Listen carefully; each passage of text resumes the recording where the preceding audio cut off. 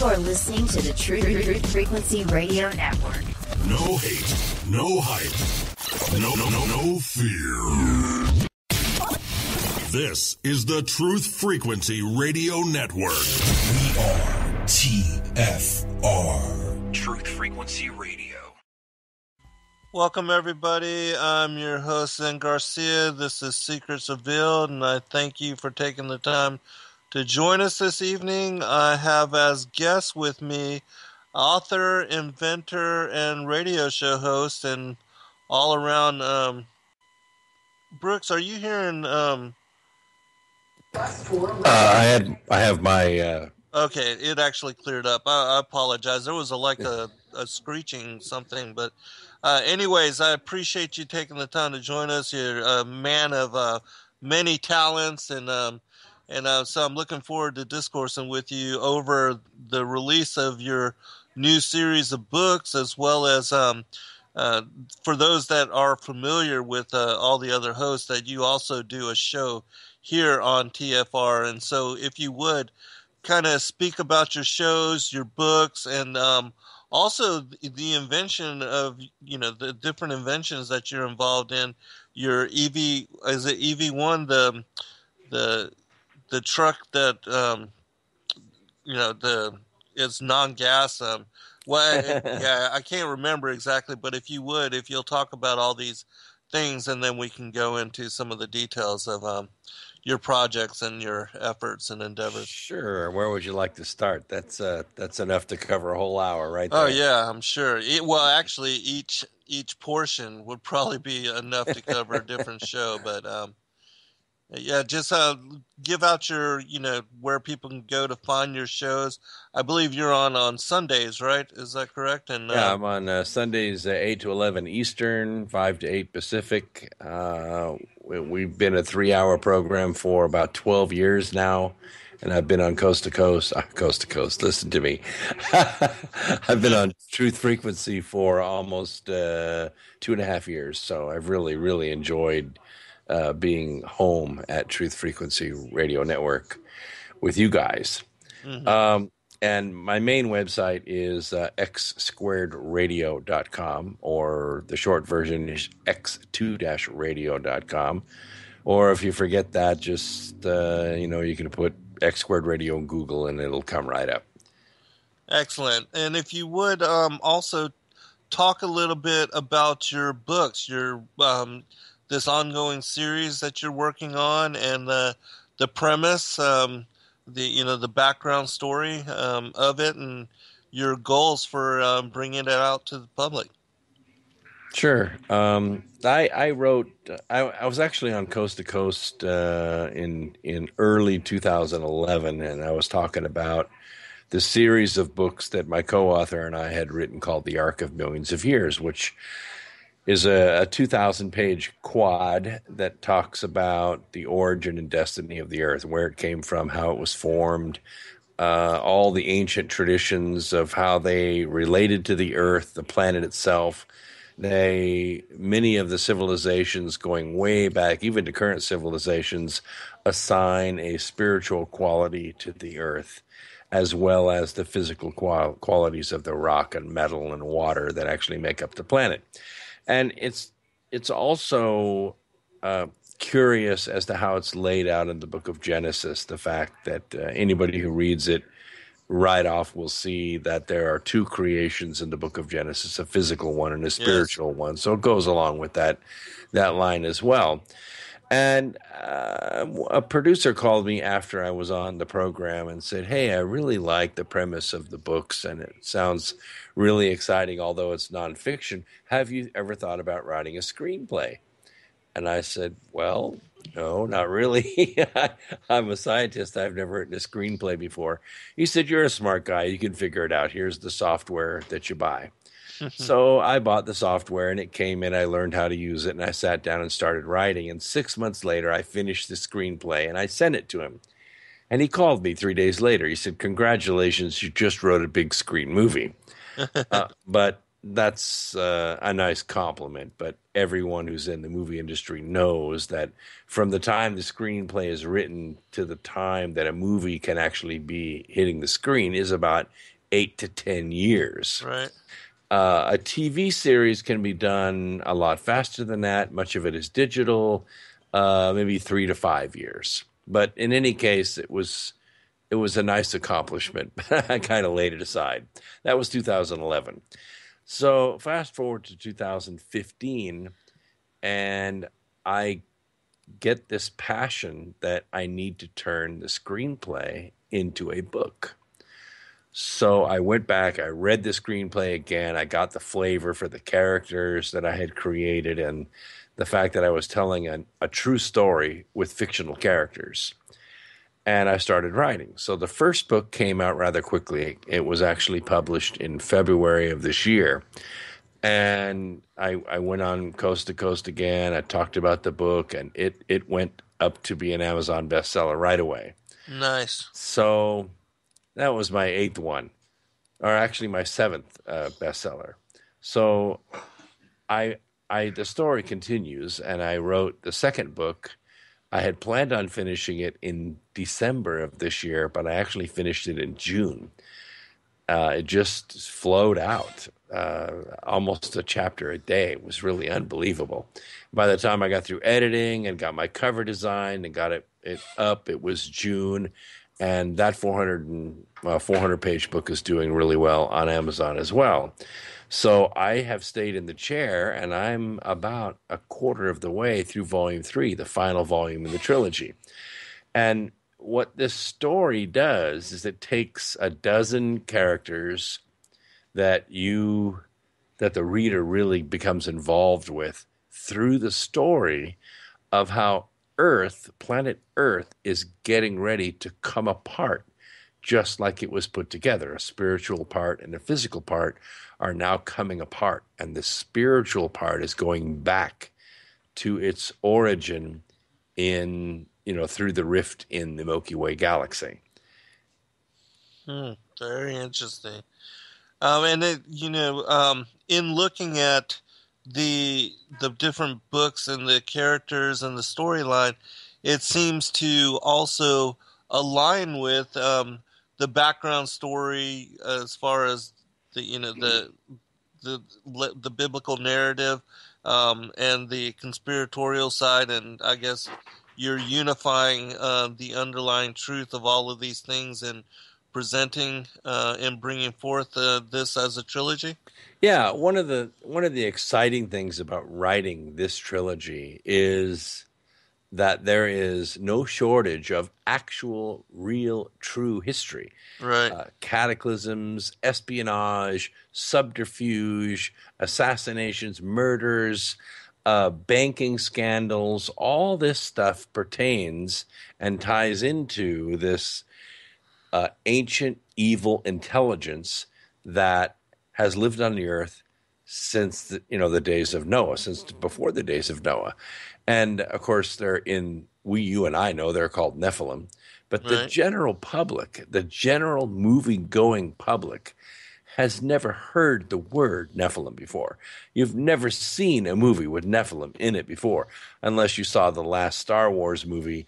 You saw an animated sort of projected Nephilim that was standing in front of the Sith Lord and giving him his instructions. I'm sure we're going to see that much more developed in the subsequent Star Wars movies.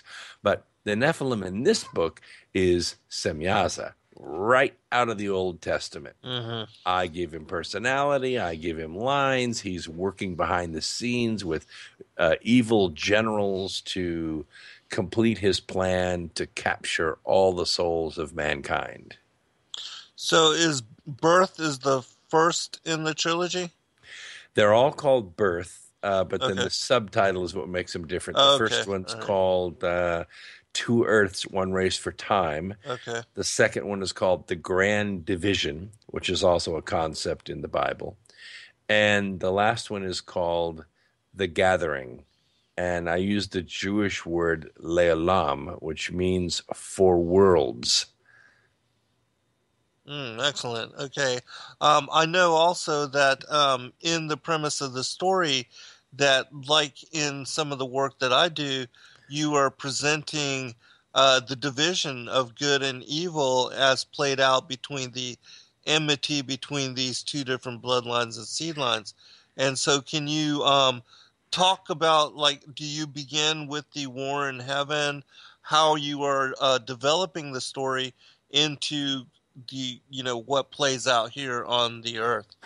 Well, it's an epic format. So it takes place in about the year 2020. Um, it begins with an anomalous election of a president that's outside the establishment, and it's so strange because when I started writing this book, no one knew Trump was going to be part of this election at all. He hadn't even announced yet, and yet I see the success that an outside non-political candidate is having in the system because of the frustration and the allergic reaction that the people are now having, this bad case of political hives, shall we call it, or diarrhea or something, about the political class that has obviously used and cheated the people for so long out of Washington. And we've had this deep desire to send somebody to Washington that cannot be corrupted. And it got so bad that literally tens of millions of people just said, screw it, I'm never voting again. This whole system is messed up. Right. But then this one candidate comes along and he opens his mouth and says, hey, I'm going to build a wall across the border. And Oh my goodness. I mean, everybody in the nation kind of went, what? That's what I've been thinking for like 30 years. What do you mean? And so that just awakened everybody. Well, that's what Riker, he's the president in the book. That's what Riker begins to do. He's the candidate that runs his whole candidacy on YouTube. He doesn't have the money to run a $1 billion campaign. But what becomes evident is both parties are owned by the same money machine. And what happened during the debates is these two guys forgot what they were doing and they got into a fist fight during the debate. Well, I mean, the cameras panned away right away, but everybody in the audience had cell phones, so it went viral like right away.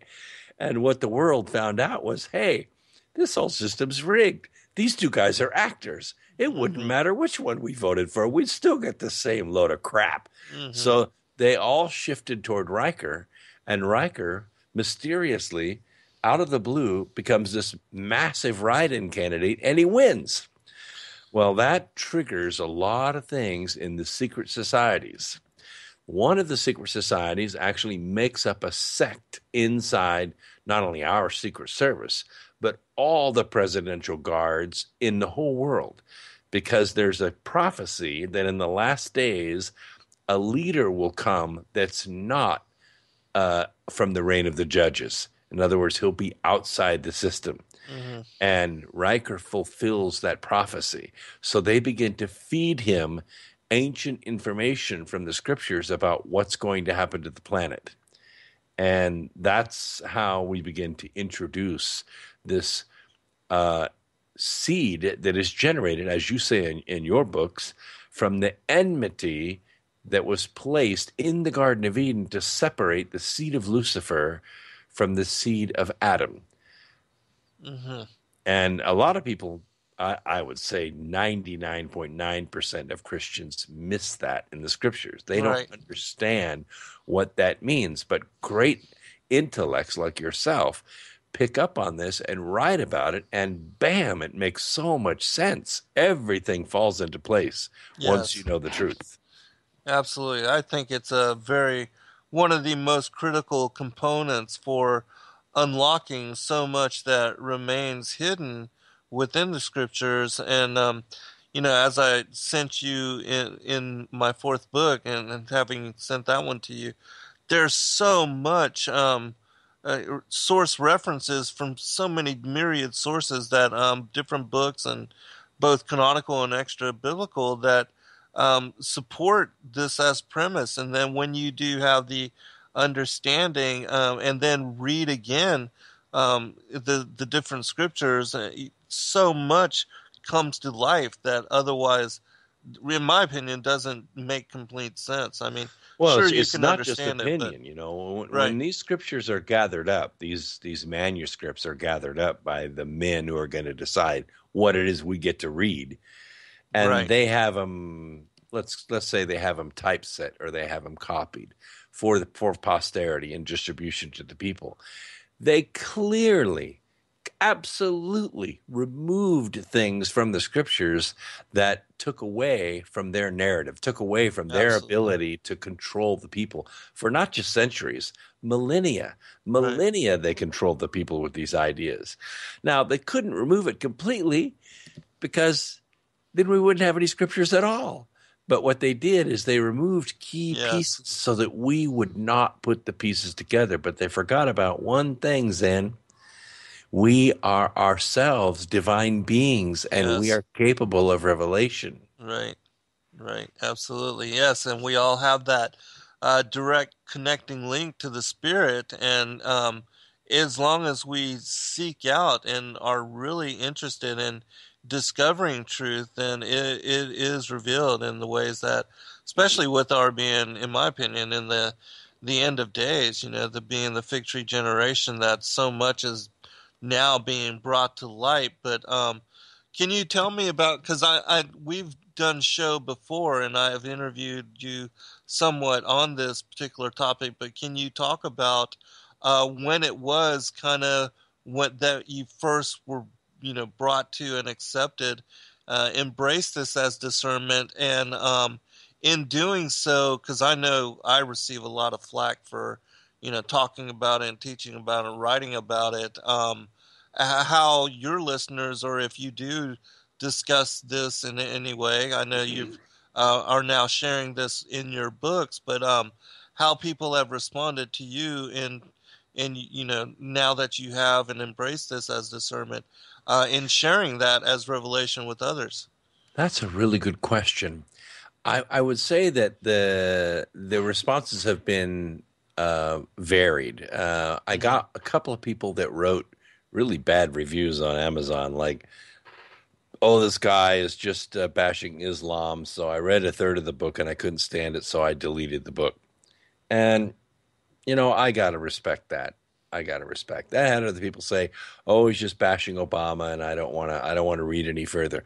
But the vast majority of mail that I got, and most of the reviews online, are from people who, got hooked on the book, read it through. Of course, it's a white knuckle ride. I mean, once you start Hmm. reading the book, your fingernails are buried in the dashboard, and you're holding on for dear life because it's an action adventure book. I mean, it is. It is. There's war and chase scenes and boy gets girl, boy loses girl. I mean, it's all in there. Hmm. Um, those people wrote back and said, "Wow, you opened my eyes by showing me all these components in history. We have the assassination of General George Patton in there. We have the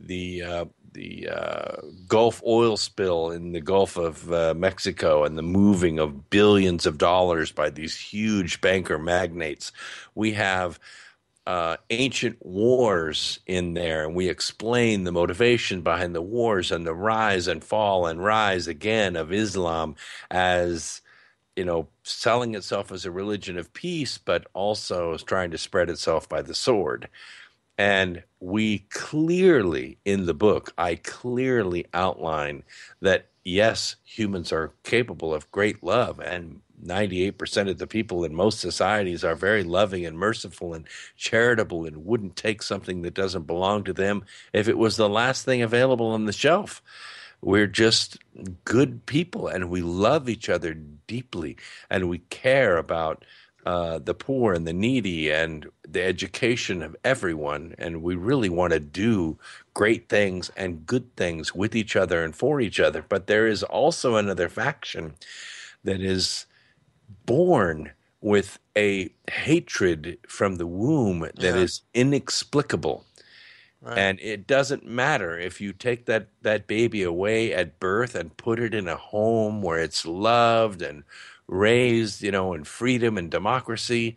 When that child comes of age, the rage and the genetic jealousy that's inside that child will come out. And Right. that child will go and kill for no reason. And we're seeing that happen right before our eyes.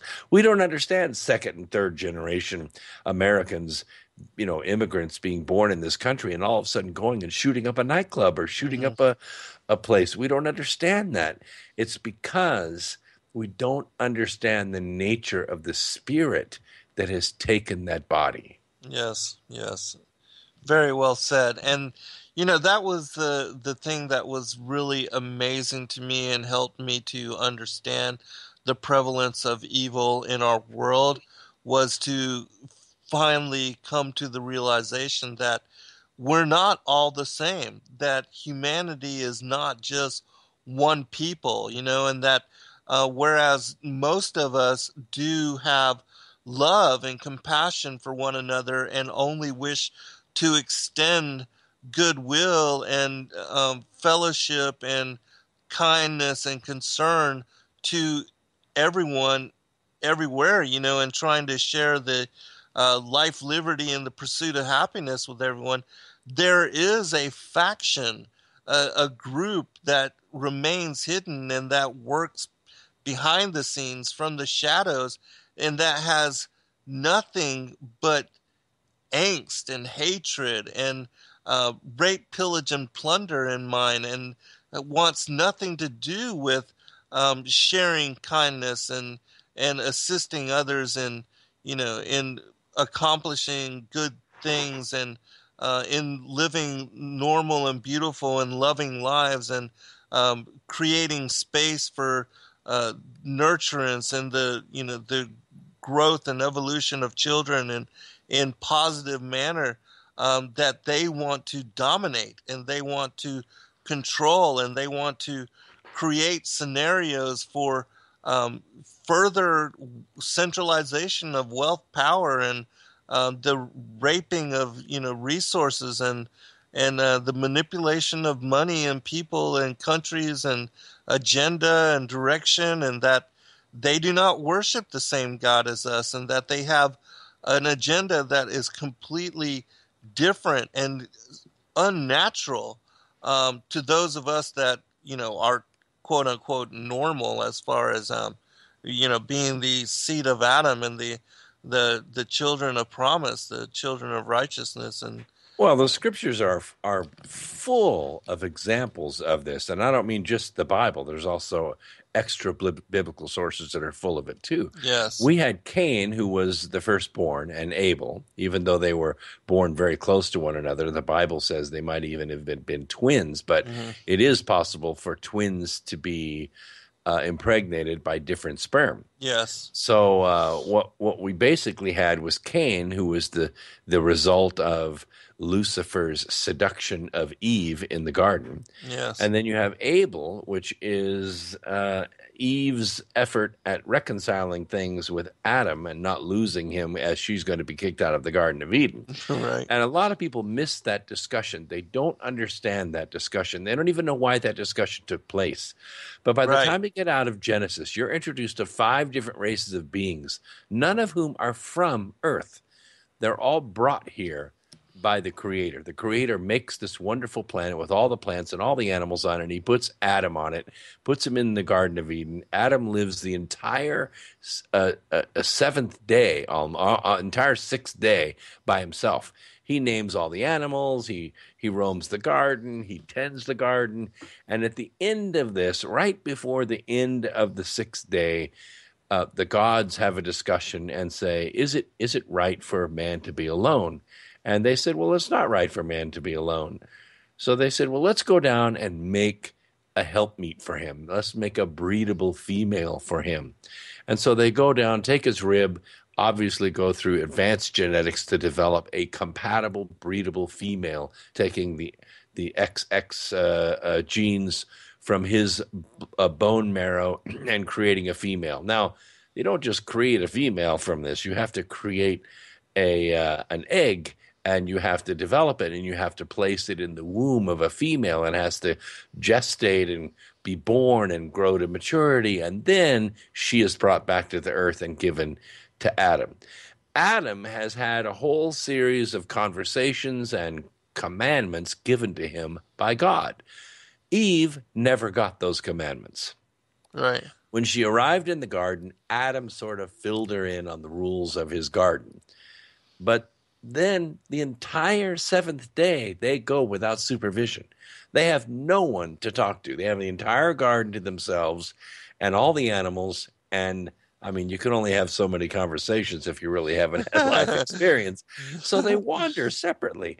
And this is where Lucifer comes in and starts talking to her. She knows he can't convince Adam. Adam is this, directly made being with the breath of life breathed straight into him by God. He can't touch him. But Eve, he begins to beguile. He begins to seduce her. And he finally does. So at the end of the seventh day, on the morning of the eighth day, let's just call it Monday morning, the gods show back up. And this is the conversation that most people miss. Right. God show. Oh, let's take a break right now. Yeah, we'll be right back, everyone. All right, welcome back, everybody. There are a couple questions from the chat room, Brooks. If you'll, in going through, what you were going to cover, and when we went to break, if you could address these as well. They want to know your opinion on whether you think the people, the children of Cain, can be delivered from their evil spirits, and also what you think of Lilith. Those are good questions. Let me finish my thought, and then Yes. I'll get to that. Yes, please. So this discussion takes place. God shows up, and obviously there's supposed to be some kind of rendezvous, and there's nobody there. So God says, Adam, hey, Adam, where are you? So they come out of the bushes, and they're wearing, coverings of leaves. And Adam says, well, I hid myself because I was naked. You've had those dreams, right, where you're naked and like everybody sees you naked. And so Right. the first thing you want to do is hide yourself. So God says, well, who told you were naked? I mean, you guys are the only ones here in the garden. There's nobody to tell you you're naked. And he immediately turns to the woman and says, the woman thou gavest me, she gave me of the fruit of that tree, and I did eat.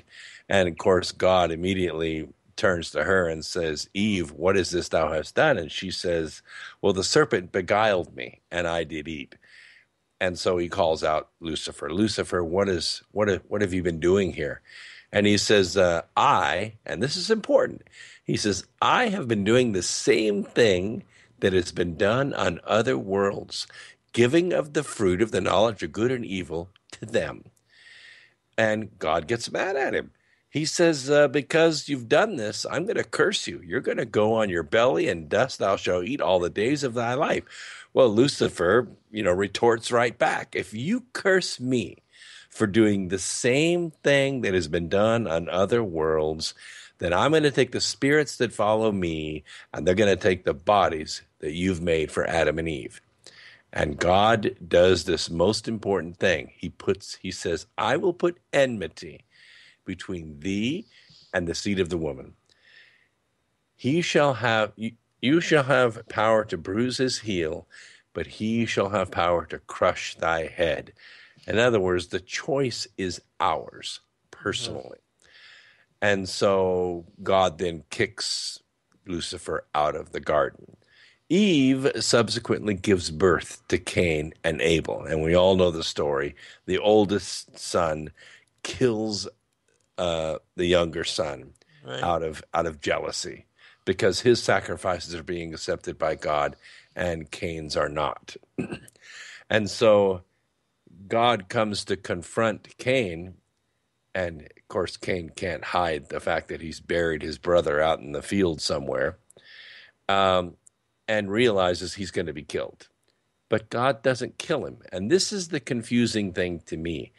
God had the chance to stop the seed of Lucifer from ever coming to the earth, right, if he would have destroyed Cain and just let Adam and Eve start having children anew. But he did not. He let Cain live. And the seed of Cain has continued to proliferate. Of course, it's gone to war many times and it's lost many times, but it's also won many times.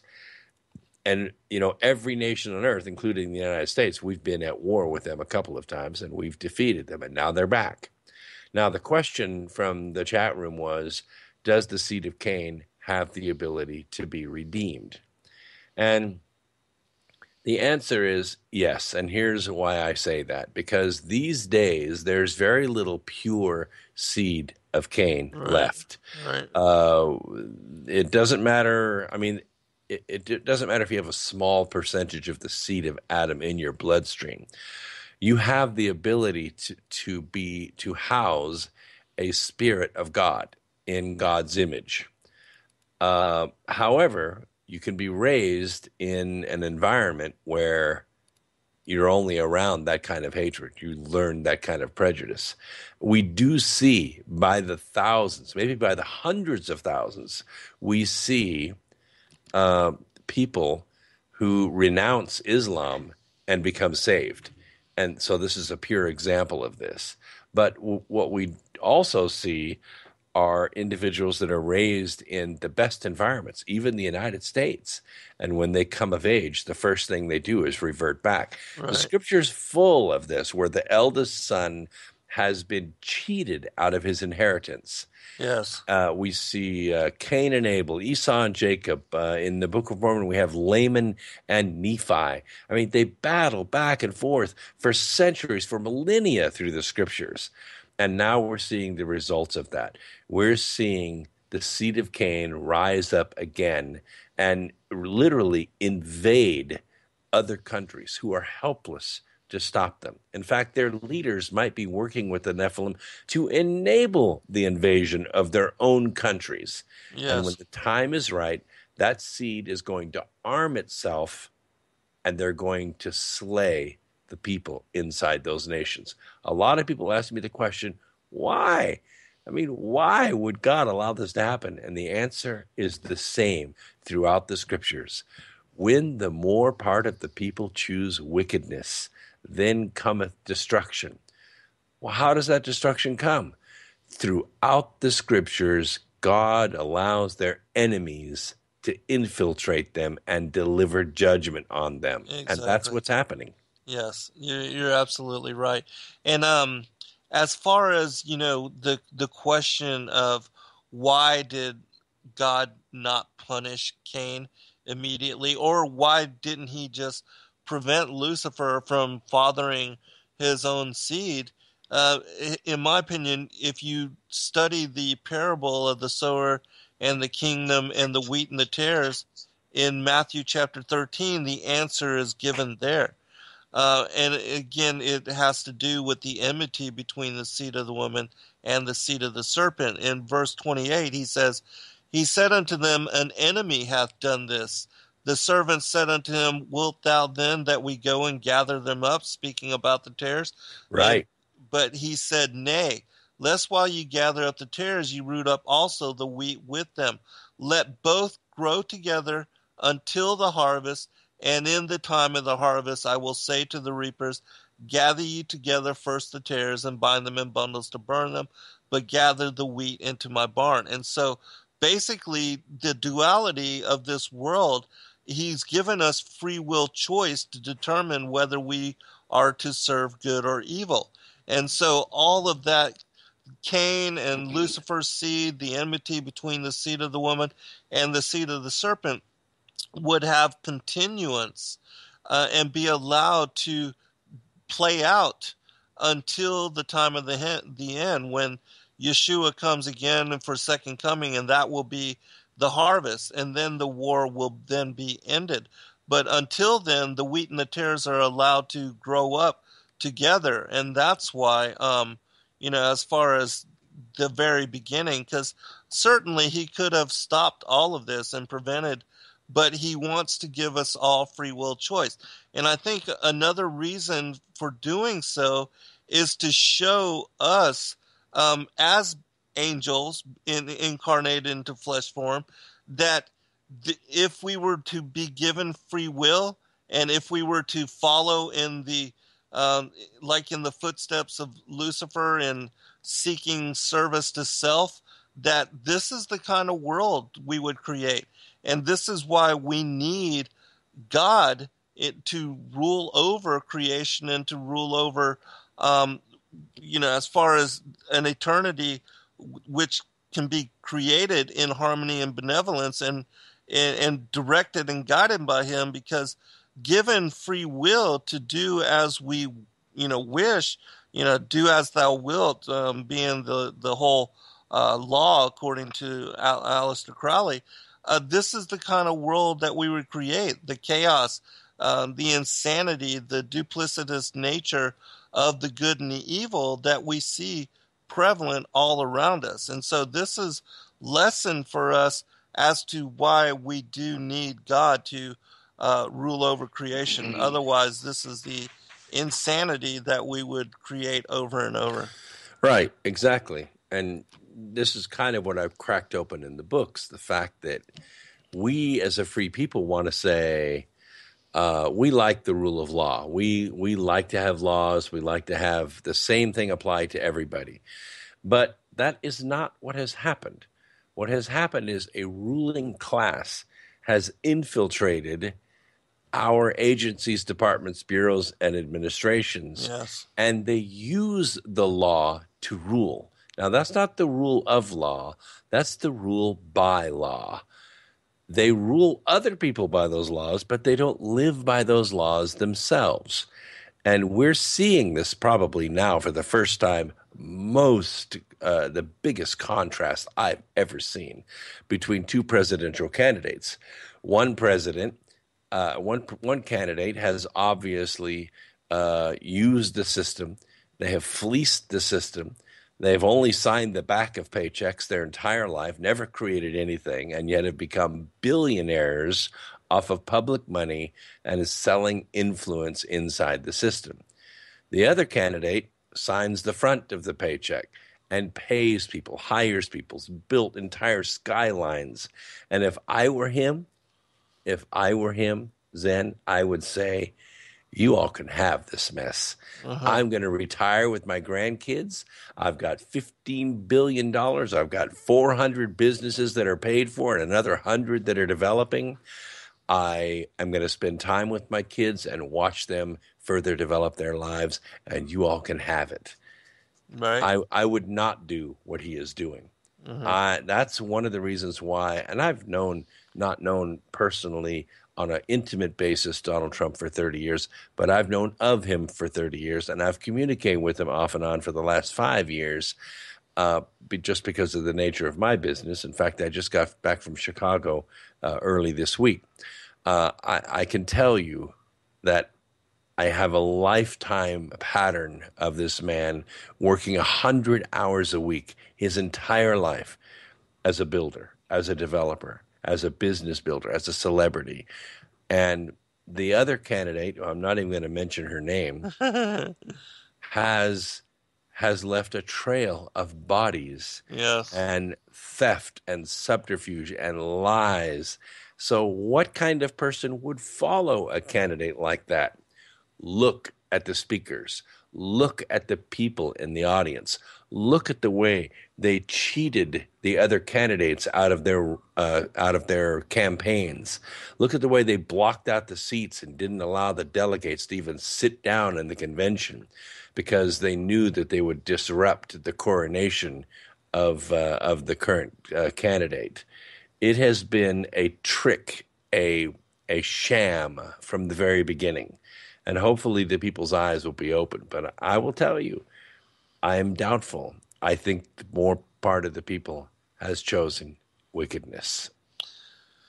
yeah, and that's so very sad to see how much the people are deceived. But the nature of the two-party system is we're given the illusion of choice, and so yeah, and so it seems to even like with the past couple of elections, we've had people that are basically cousins and of the same family. Whether it was Bush against Gore Bush against Kerry, or even Obama against Kane.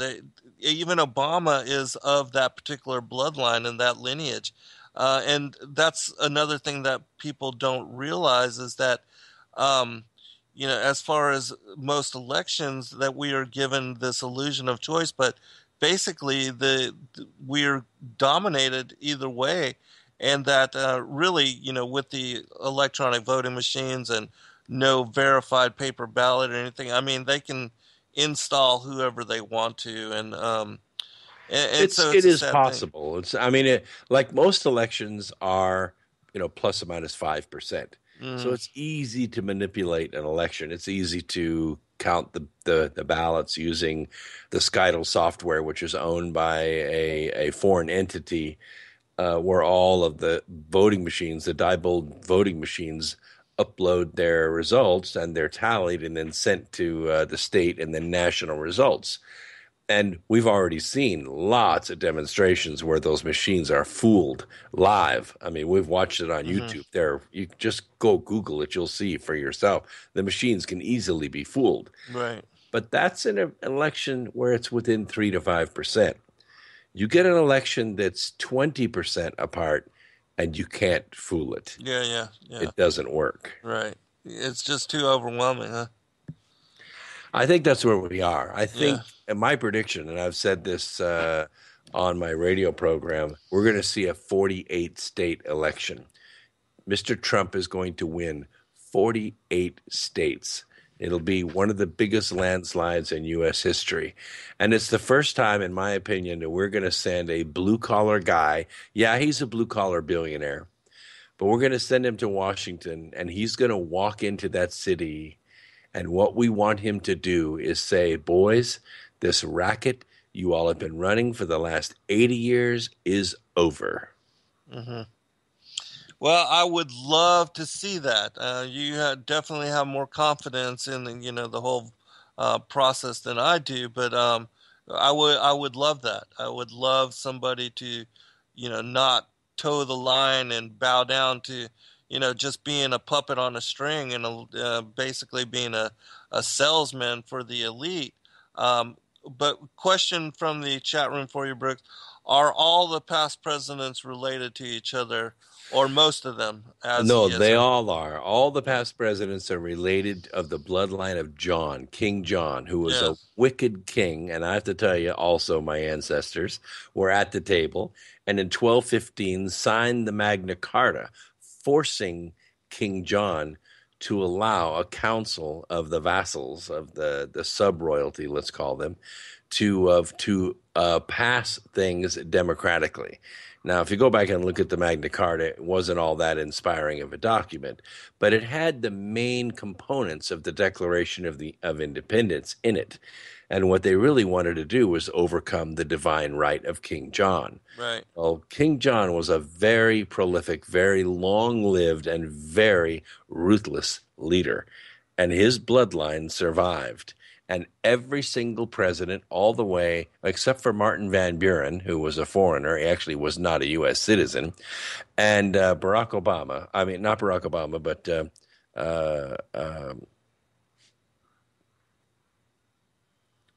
Donald Trump, are descendants of King John. It is remarkable to see the bloodline. You really have to, like you just said, they're all cousins to one another, and you have to wonder to yourself, this is a really rigged system. In most cases, both candidates were of the bloodline of John. Right. Right. Exactly. Yeah. And so, wanted to go back just a little bit. Can you talk about how you are bringing out and showing this through your work? Because I think this is so very important for people to understand, which is why I stress it in the work that I do and try to, share this as information and as revelation. And the people that finally do understand and they get it really appreciate, having their eyes open to it. But can you talk a little bit about how you were exposing the Illuminati in this particular other bloodline and seed line through your work, and how it has helped you to understand the, really the behind the scenes of, basically Oz behind the mask, and the Illuminati directive, why they worship Lucifer as their own god, the whole push for the New World Order, which is not primarily it is about creating world government, but it's more about creating world government in order to hand it over to this Luciferian Antichrist alien god that they hope to bring forth. And is that also connected to, which I'm sure that it is, to the work that you are doing in this 3-part series? It sort of is. I don't come out and call a spade, literally, because what I do in the book is basically say Lucifer is running a war across the universe, lots of worlds. But planets themselves go through transitions. You have basically temporal matter and spiritual matter that are brought together to make a quasi-living thing, a living planet in space. And the beings that live on that planet have a symbiotic relationship with the planet itself. Of course, the plants and animals have a celestial, highly spiritual quality to them. It's only the spirit of man that has a spirit of duality, that is choice. They're sentient. They can make choices and assert their desire. But when the planet was first formed, there were a group of watchers, angels, angel class beings that were sent to the planet to watch over the development of mankind. But to give you an idea of how powerful Lucifer is, Lucifer convinced the angels to assert their desire. Now, angels don't have choice. They follow orders. They do exactly what they're told to do and nothing else. But when they assert their desire, they fall from that glory and they became trapped upon this earth. Now, they still live immense lifetimes, up in the hundreds of thousands of years, but they can be killed when they fall into this form in the third dimension. They made the mistake of implementing a plan to capture the souls of men in a variety of ways. First, they decided to corrupt the genetics of mankind, and they actually bred with the females of the planet, in fact, the females of virtually all animals on the planet, and tried to corrupt all the genetics of the planet. Well, they were almost successful, and God had to come in with a flood and literally wipe the planet clean and start over. And of course, all the giants and all their offspring were killed off, but the Nephilim survived, and they came back after the flood. This time, they decided to work with armies, and they went to war directly with humans. But they lost because humans breed like rabbits, and they're smart, and they're intelligent and strong, and they use weapons. And although the Nephilim were trying to keep the people at war, the leaders of that day figured that they were obviously fighting against, gods almost. And but these gods could be killed, and they developed weapons, and they killed off several of them and captured several of them. So the Nephilim regrouped again and said, look, we've got to do this a different way. We're going to start working through economics and government and politics, and we're going to take over the world that way. And so what we saw, for instance, at the end of World War II, let's just pick it up right there. We saw, or the beginning of World War II, we saw Franklin Delano Roosevelt, who was the flamboyant governor of New York, who was elected president. Immediately, like within months of his first term, the Soviets invaded the White House. They sent in an agent whose name was Harry Hopkins, and he was himself suffering from stomach cancer, which is kind of a slow, painful death. And Roosevelt, of course, suffered from polio and had complications from that. So they had an immediate affinity. And Roosevelt invites Harry Hopkins to stay in the White House one night.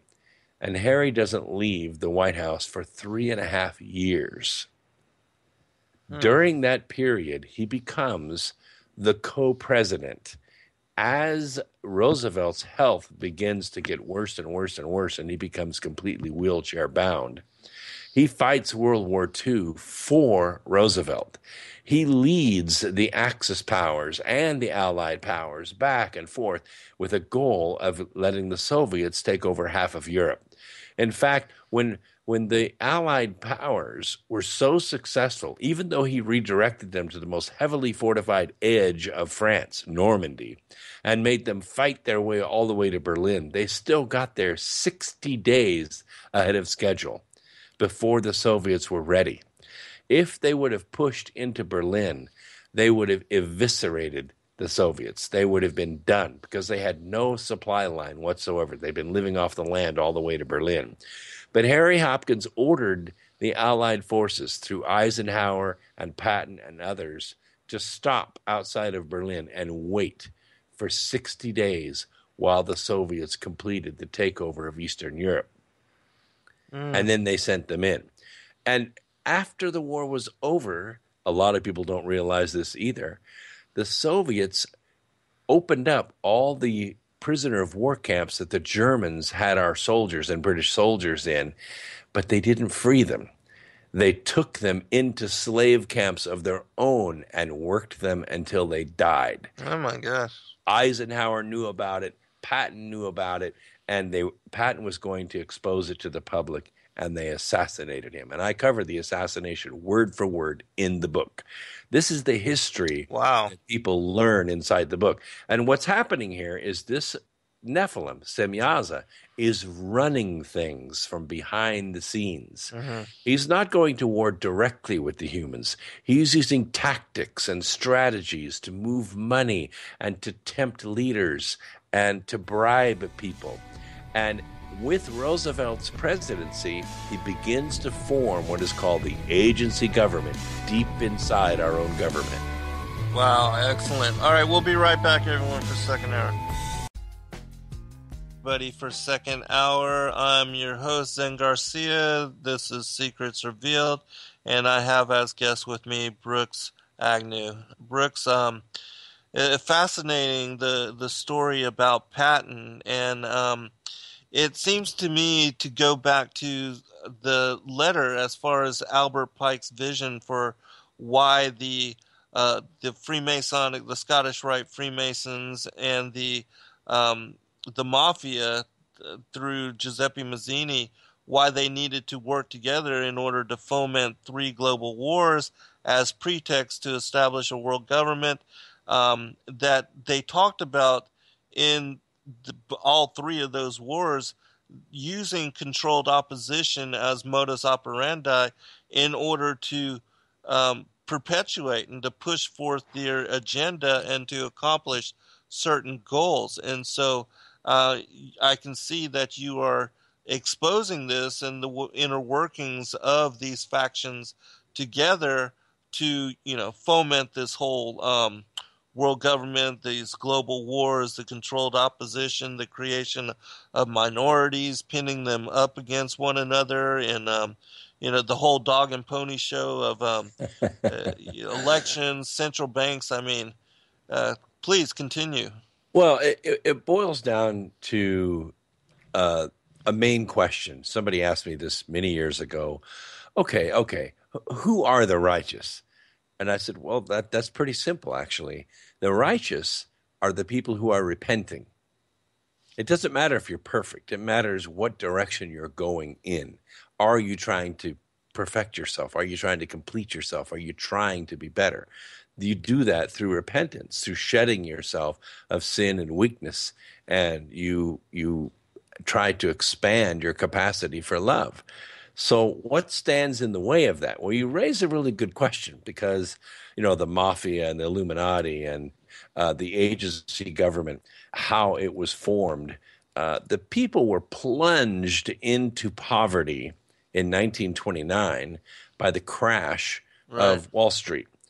But that happened because people were encouraged by a runaway market to go borrow money to buy stock, because the interest they were paying on the money was so cheap, and the amount of profit or the amount of value they could build in the stock market was so great.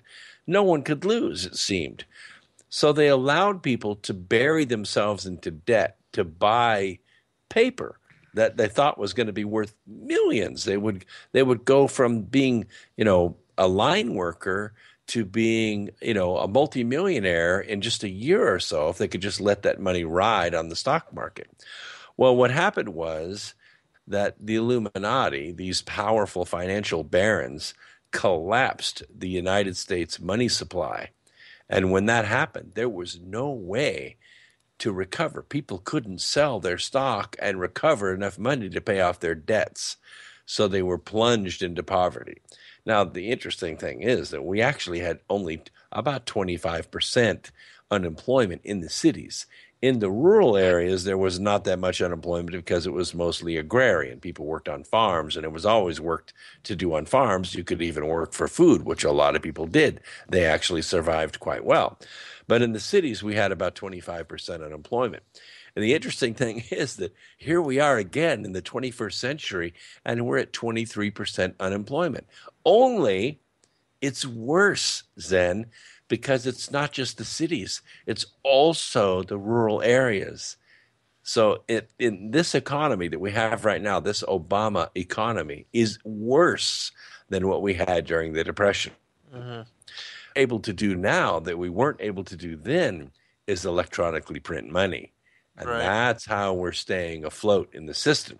So what Semyaza learned, what he mastered, was the ability to keep the world in a state of war. He realized at the end of World War II that weapons had become so powerful that we were able to wipe out entire cities in just a few seconds. But that doesn't work for Semyaza because a lot of those people are just victims.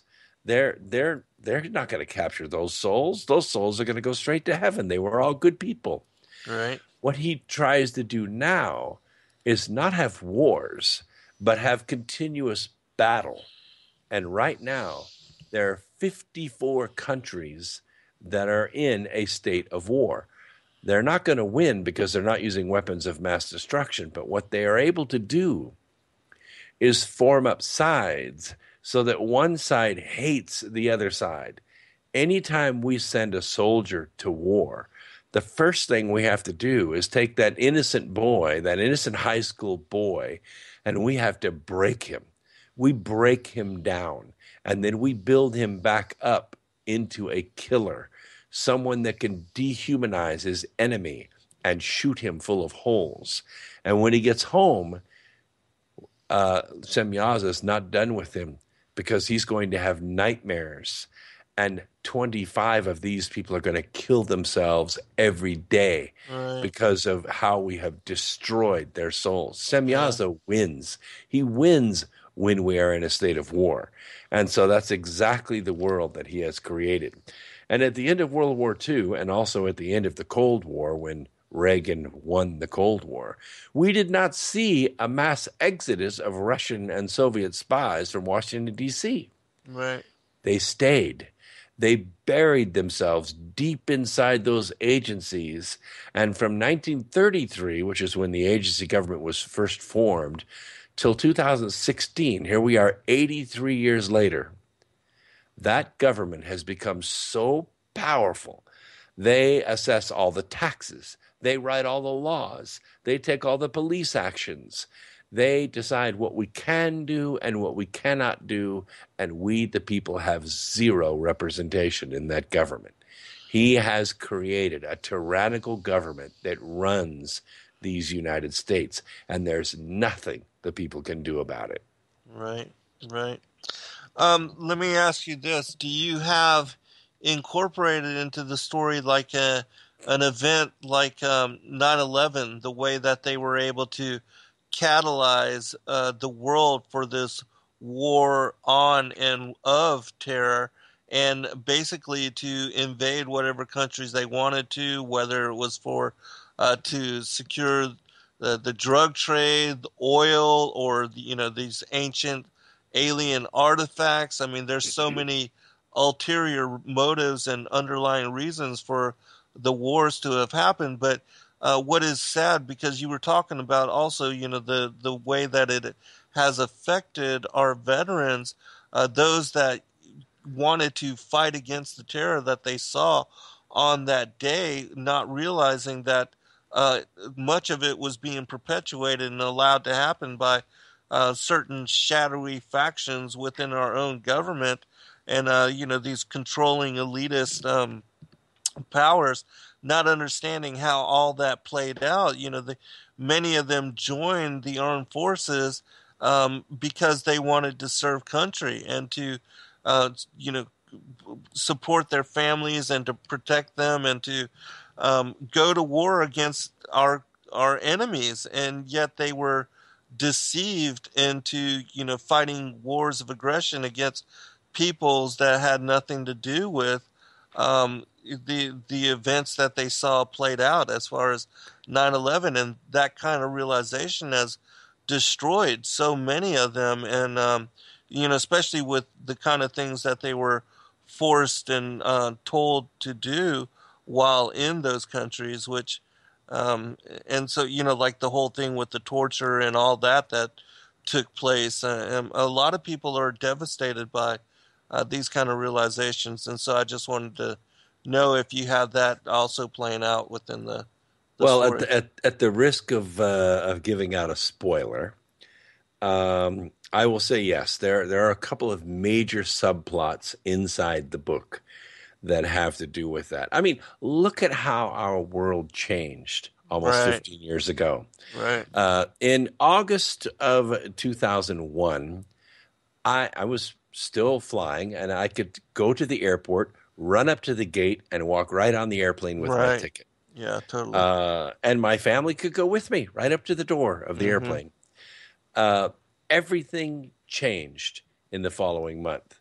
And now we're beginning to see how many people were involved in the destruction of those buildings and all the chicanery that was involved in that theft of hundreds of billions of dollars worth of money and gold and diamonds. Yes. And the fact that there weren't airplanes at all that hit the Pentagon. Right. There wasn't an airplane that landed in Pennsylvania.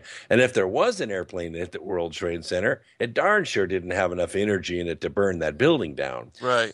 So, and we look at Building 7 that wasn't even hit, that was a controlled demolition. Yes. I mean, I had the president of the Architects Institute of America, Gabe, on my program, and he explained exactly how that building was taken down. These are 2,000 architects, scientists that testified how that building was brought down.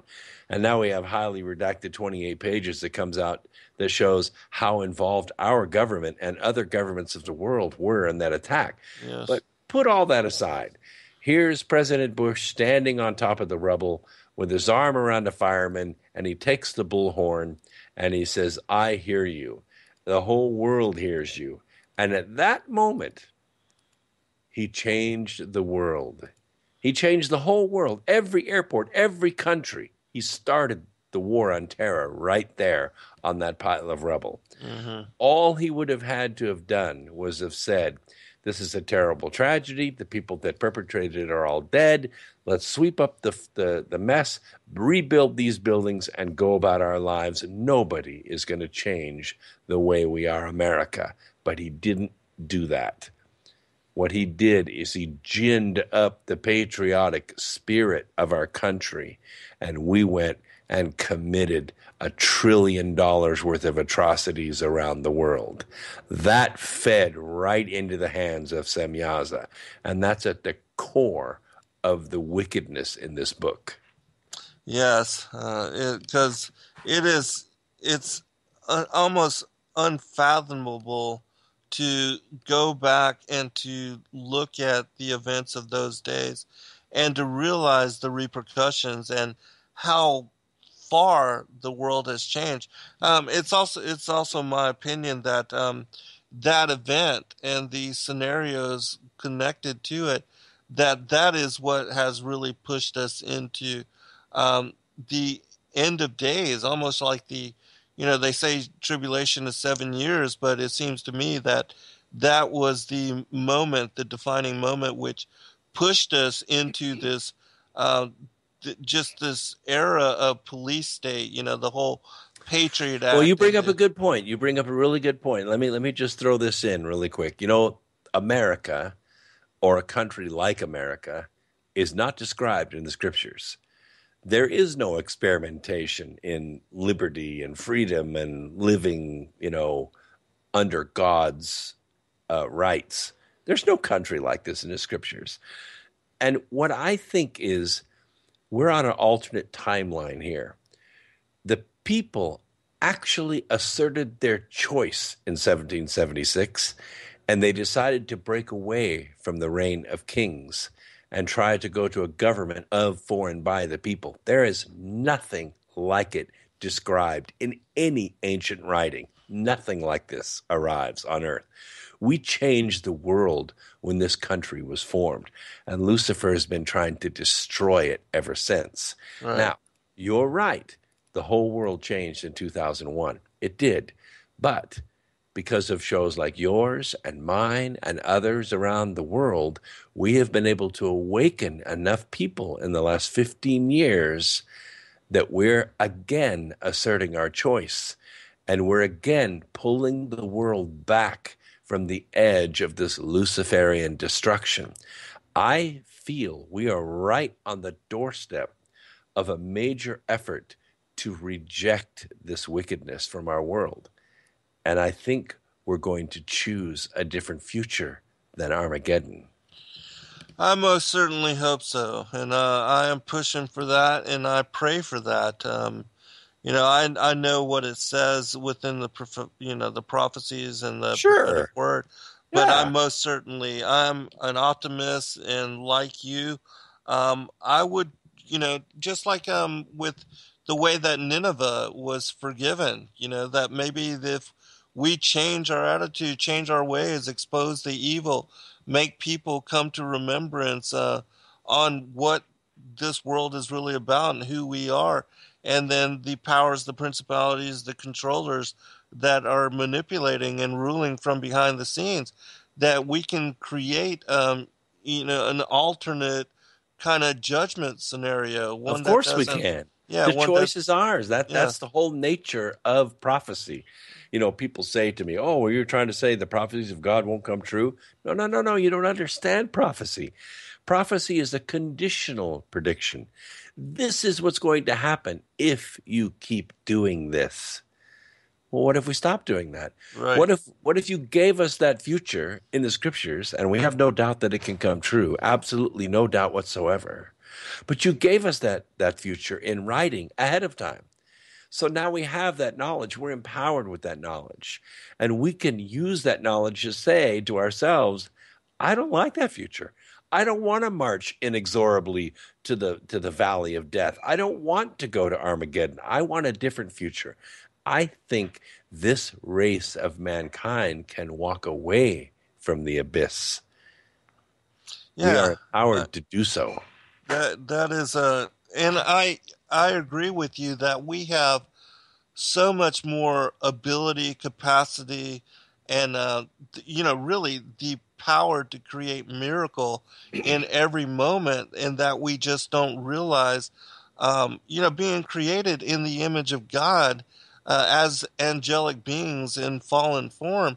I mean, we really can create miracle, and that we can cause just an incredible amount of change if we put forth the effort and to strive towards a destiny, as you say, of hope. And I'm in agreement with you on that, and that's why I do what I do. As far as those of us that have chosen to stand up for truth and to try to reveal as far as the insanity and the scenarios that are written into prophecy, and that of course if we don't change our ways, things are going to unfold where we're going to be forced into tribulation, into chaos. That the scriptures say that there has never been a time like that which is coming. But I certainly would like to work from a place of hope like that. And so, I appreciate your optimism and your encouragement. I think that's a beautiful thing to share with the world. I think we have the voice to do it. I mean, Chris and Cherie have given us a platform through Truth Frequency Radio Network, and now we have content 24 hours a day, and we're reaching the whole world Right. with this optimism and with this power. And I can tell you right now that I know with every fiber of my being that we have the ability to heal not only one another, but we have the ability to heal this world. In fact, we have the responsibility to do it, and it may be the reason why we were sent here in the first place. Yes, yes. I want to address something from chat room. Beverly Link, she says that Revolution tells us how things will unfold. It doesn't give us the choice to change what the word says. And I agree with that. But I also know that, just like with Nineveh, when Jonah was sent there and told them that destruction was coming, but yet the people repented and then that destruction was swayed. Not saying it was totally, that destruction is not coming with the prophecy and with the way that is laid out in End of Days, but I would hope that that the Most High can, allow for compassion and for our changing our ways to lessen maybe the judgment. Not saying on those not written into the book of life, because I certainly believe that the wrath of God is going to be poured out on those that that do not accept the authority of the Most High and that align themselves with New World Order. But for those that are His people and His sheep, that I could certainly see. And it says that we are to be protected from wrath and that we'll be preserved. And so myself, I'm not worried about it one way or the other. Even with the worst that is coming, I feel that I am under the protection and the embrace of the Most High, and I would hope that we could bring more people under that kind of protection and that kind of benevolent rule and that benevolent hand. Well, look, I don't have any argument with people who believe in the scriptures. Yes. I have read them many, many times. I taught them for 30 years. I can tell you, though, that I know God lives. And Absolutely. I know that the reason that He gave us these scriptures was to enlighten us and to inspire us. If He did not give us these scriptures, they were written somewhere on some other world, and they were sort of reading it as a playbook of what's going to happen on earth, then I would say, you know what, you're probably right. The word is irrefutable. We're going to march toward that battle, and we're all going to die with our eye sockets, with our eyes melting out of our sockets, and we're going to be burned to stubble on the earth because we drink beer, or whatever sin you want to assign to it. But I know the reason why the scriptures were given to us. The reason the scriptures were given to us is so that we have choice. We can believe those scriptures, absolutely, but we don't have to walk that path. We can choose another path. We can walk back the other way, just like Nineveh, just like Enoch, and we won't go through that judgment. We will be separated out, and we will move on with our creation. We won't be completely destroyed. Man was not meant for that. We've been through that many times. And those of you and me who have tasted of death, we know it's very easy to die. And you don't feel a thing. I don't care how you die. You don't feel a thing. Once you're on the other side, death means nothing to you. What does mean something to me is the legacy of mankind, that we are eternal beings having a mortal experience, and it is given to us to eternally progress. And I think we can progress using the scriptures and using our own intellect and our own choice and our own voice. And I think there are many advanced beings on this earth that know exactly what I'm saying. We can lead mankind away from that battle. I'm going to read a passage that Charles Holler just put into the chat room, and I think this is appropriate for our discussion now.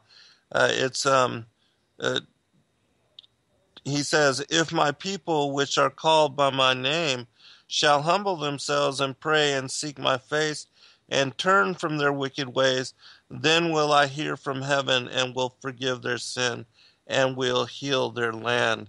And so, yeah, I'm in agreement with Charles, and I would most certainly hope that we can make a positive change, and that we can do that. Each one of us, that we really are responsible for standing up for truth and doing what we can to create a positive outcome for world, and to assist others in coming to knowledge on the enemy, who our true enemy, and who, the war that we are fighting. And that's another reason why I think it's so important for people to come to revelation on the real what happened in the garden, and that Cain was indeed a child of the serpent, and that there is a bloodline lineage dedicated to evil, and that we are at war with this group of shadow elite ruling from behind the scenes, in perpetuating New World Order, and creating the chaos that we see around us. But well, that's what the book's designed to do, and to be entertaining and to be enlightening. If you read the books, and by the way, if you buy the books, I don't care how you buy them, off my website or Amazon or Barnes & Noble or wherever, if you send me the receipt and the email address is right inside the cover of the book, I will give you the entire book in audio for free. So if you're not a good reader, don't worry about it. I read it for you. oh, excellent! That's awesome, Brooks. And so do you have the audiobook out and released? I mean, the audiobook is out on Audible, Uh-huh. but it's expensive. I don't control the pricing on Audible. It's expensive. You can buy the audiobook from my website for less than $5. Nice. And as I said, it's a free bonus if you buy the paperback. Mm-hmm. Right on. All right. Well, as far as, well, we'll pick it up on the other side, but can you give out again your website information, where people Sure. can go? Sure. All of that. You can either get the books by going to Amazon, easy enough. Just put in Bearth, Bearth, like B in front of planet Earth, in Amazon, or you can go to my website, which is x2radio.com or x2-radio.com. And the books are for sale right there on the cover. You can pick Amazon or Barnes & Noble or the audio version, and you can get them right from the website. And you said that you have another edition being released very soon. Is that correct? Yes, Volume 3 is being released in September. And by the way, I do have a Kickstarter campaign out there for the library project. Excellent. We'll talk more about that when we get back. Be right back, everyone, for final segment. All right, welcome back, everybody, for final segment. Just want to share really quick so a few definitions from that. When you look up the whole context of what we've been talking about with the garden parable, that like the word fruit, which is perrier in Hebrew, that one of the definitions associated with it are offspring, children, progeny from the womb. The word naga, which means touch, or is translated in English as touch, one of the definitions, lay the hand upon for any purpose, euphemistically to lie with a woman. The word pleasant, ta'ava, thing desired, object of desire. The word desired, shamad in the Hebrew, to delight in, covet, delectable thing, goodly, lust. The word seed, zera in the Hebrew, figuratively, fruit, carnally, child. The word woman, isha in the Hebrew, it means adulteress.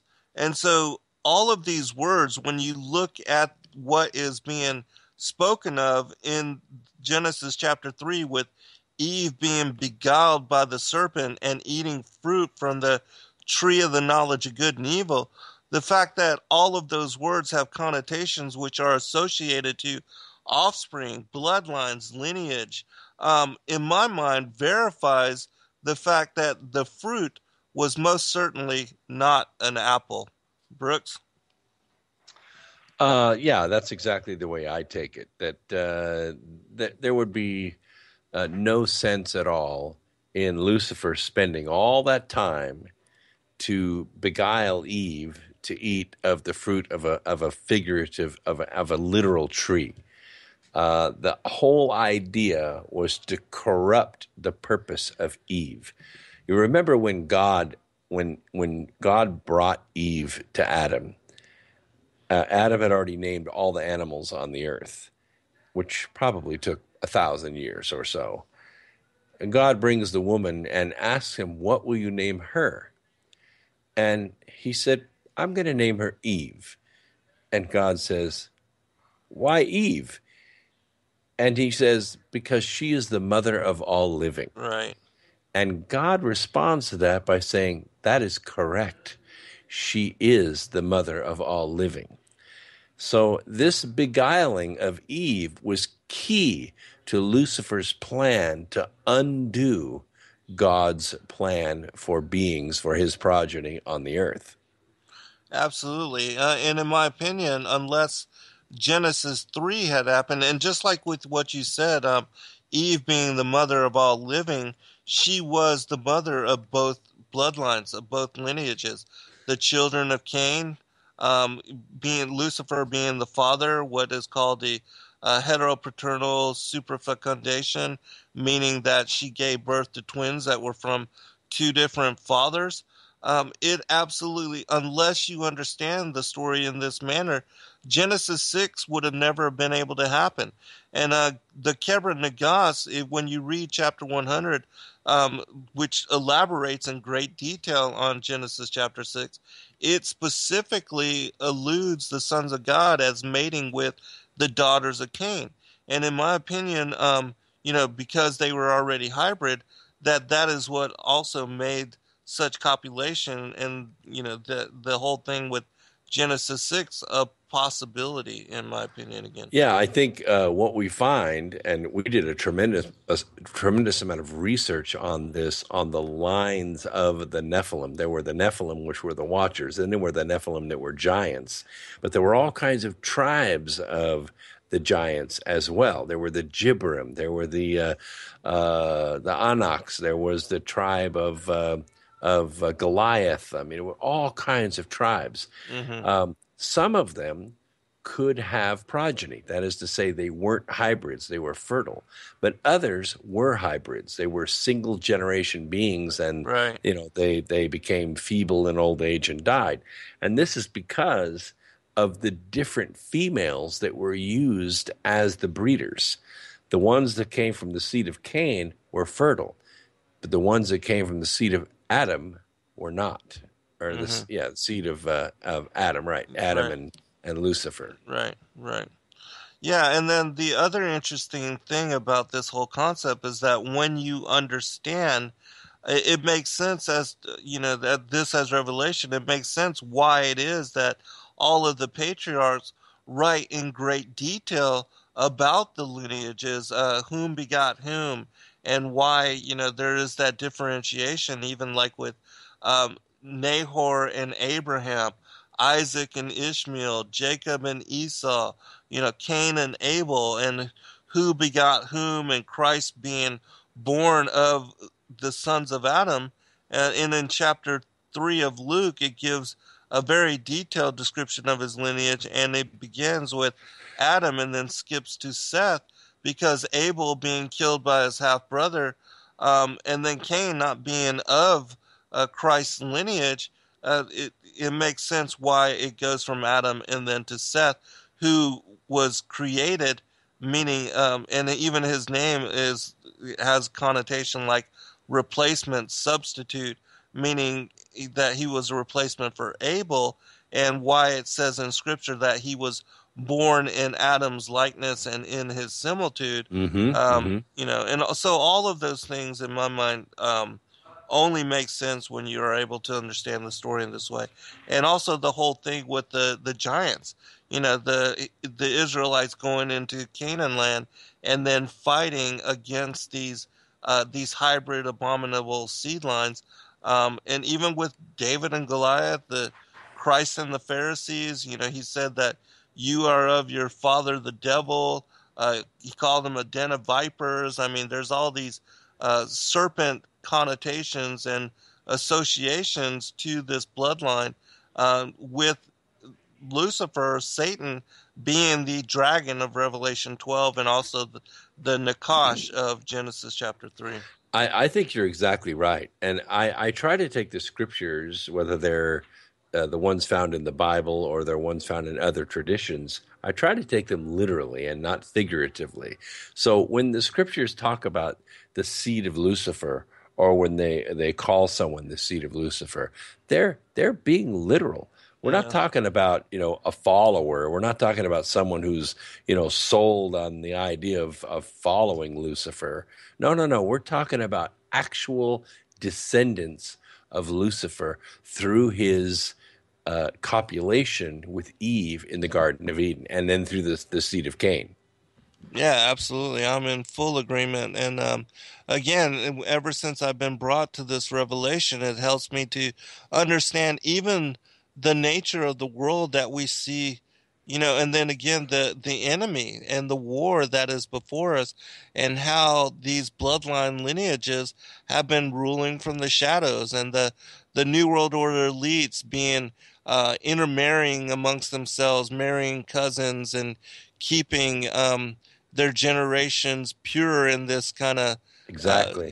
this satanic way. I mean, all of that then really begins to make sense. And then the things like Princess Diana speaking about the royal family and their connections to these reptilian dragon-like entities, the emerald tablets, and the association with these serpent-headed beings in those particular texts. Have you read those, Brooks, the Emerald Tablets and all of that? I've read lots of Emerald Tablet writings that claim to come from Thoth or Tehoti. I know the nature of the writings. We used 44 of the ancient writings, going all the way back to the Kabbalah, the Sefer Yetzirah, the Popol Vuh, the Book of Mormon, the Bible, all kinds of books to write the Ark of Millions of Years series, which, as I said, is a 2,000-page nonfiction series on the creation and destiny of the earth. And they are used as textbooks in several universities. Wow. But, they're not tremendously exciting to read because they're just collections and then our opinions of how these things tie together. But the concept of the union of the polarity, that the planet Earth is actually made of temporal and spiritual matter put together right out of the book of Genesis, is unique. And that's what's really developed in the Bearth trilogy as an action-adventure book. But it really wouldn't have as much punch, as much meaning, as much good guy, bad guy, antagonism, protagonist, if it wasn't for the seed of Cain having this massive influence, guided by or through the influence of Semyaza, who's Lucifer's physical soldier here on the earth doing his thing. And I mean, you'll be absolutely amazed at how this influence fits into what we are fighting against in every community. Now, every time you go to the airport, every time you watch the news, you will see the efforts of Semyaza working right in front of your eyes. Yeah, absolutely. Especially now in this day and age, because they don't even try to hide anything anymore. It's all just in your face. They're basically laughing at us and challenging us to do anything about it. Just watch. I'm going to go ahead. I have to say the name now. Just watch Hillary Clinton's speech at the end of the Democratic convention, and you will see the schizophrenia in her face. Forget about the words. The words are written by speech wordsmiths. Watch the schizophrenia in her face. It is phenomenal to watch. If you have to, turn the sound down and just watch her face Mm-hmm. during the speech. It will blow your mind how possessed this woman is. All right. Yeah, absolutely. Yeah, and I can see that with the Clintons and with the Bushes, with the royal family, and again, they're all bloodline lineage and connected to the sons of Cain, and so you can see the schizoid nature within them, and their natural inclination is to be evil, and they most certainly are. I mean, the kind of things that are even out in the public eye as to what they are involved in. I mean, it's insane that she's not in jail. The whole thing with the Benghazi and the murder of all those people. It's just, Well, but there's a lot of them. And yeah, look at the drugs that were sold and the money that was right, laundered through banks and how it required attorney generals and FBI and State Department. It required all these people to be complicit in order for billions and billions of dollars worth of drug money to be laundered through these New York banks. Lots and lots of people made money off this, and nobody went to jail. And when you see the players, the attorney general, and you see the board members of HSBC, you see them promoted up through the ranks. Now, right. that district attorney that laundered $2.2 billion of Mexican drug cartel money through HSBC Bank in Suffolk, New York, she's now our attorney general. And the board member of HSBC that worked with her to cover up that money and to pay a paltry fine and not fire anybody or put anybody in jail, he's now our FBI director. It's amazing to see this gang work its way up through the ranks in Washington. And you're right, Zen. They don't hide it at all now. No, it's all in your face.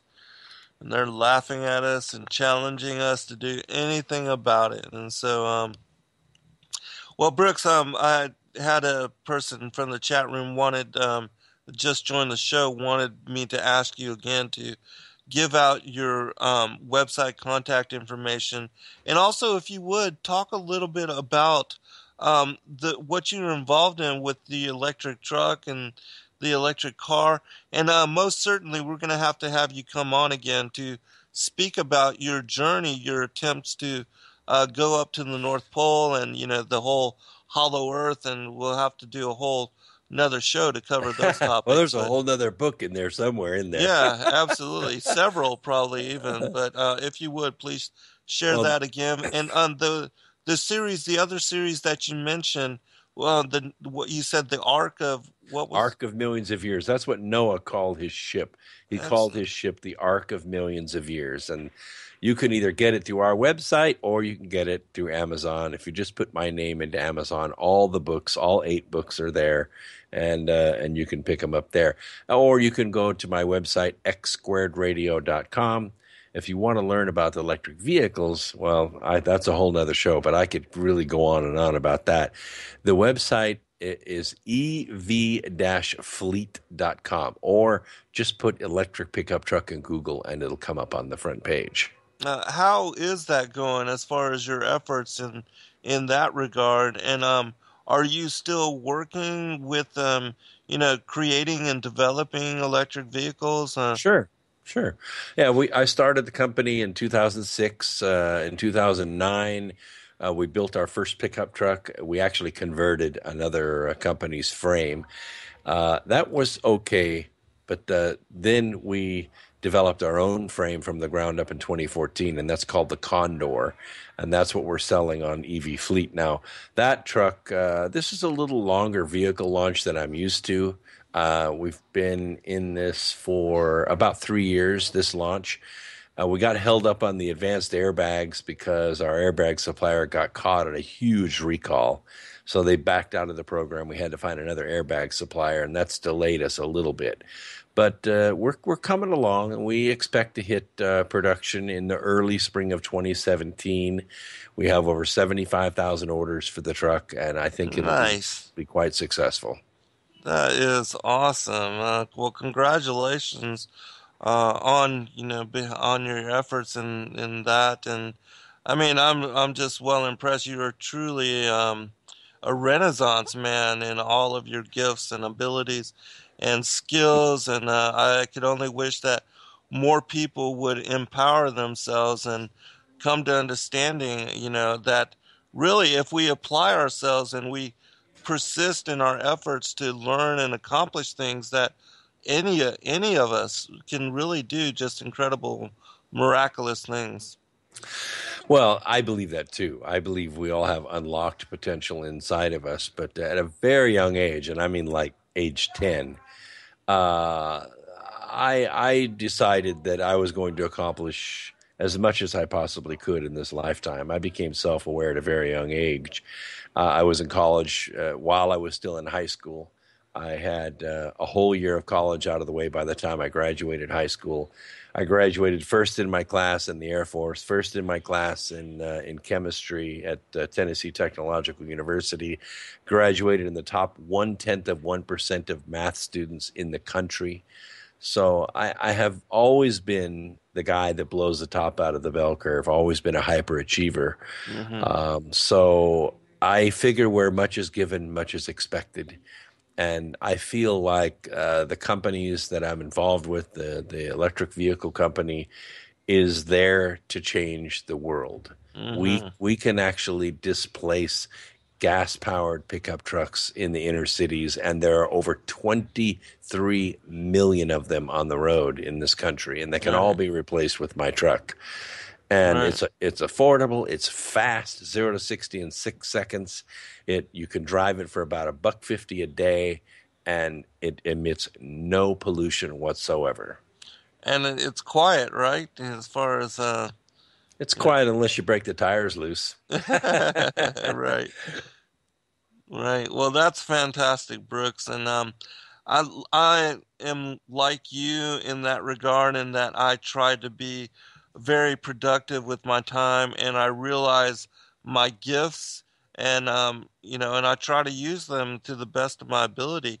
Even though, with my physical disability, still I accomplish what I can, and to do, and I empower myself to do the best that I can with the gifts that I have and the abilities that I have. And I just wish more people would, wake up to those gifts and to also to utilize them in similar manner, because I do, like you, believe that we can affect the world in very positive manner, and that we can create just, again, miracle outcomes with our efforts and by applying our focus and, intending and bringing to manifestation just miracle accomplishment.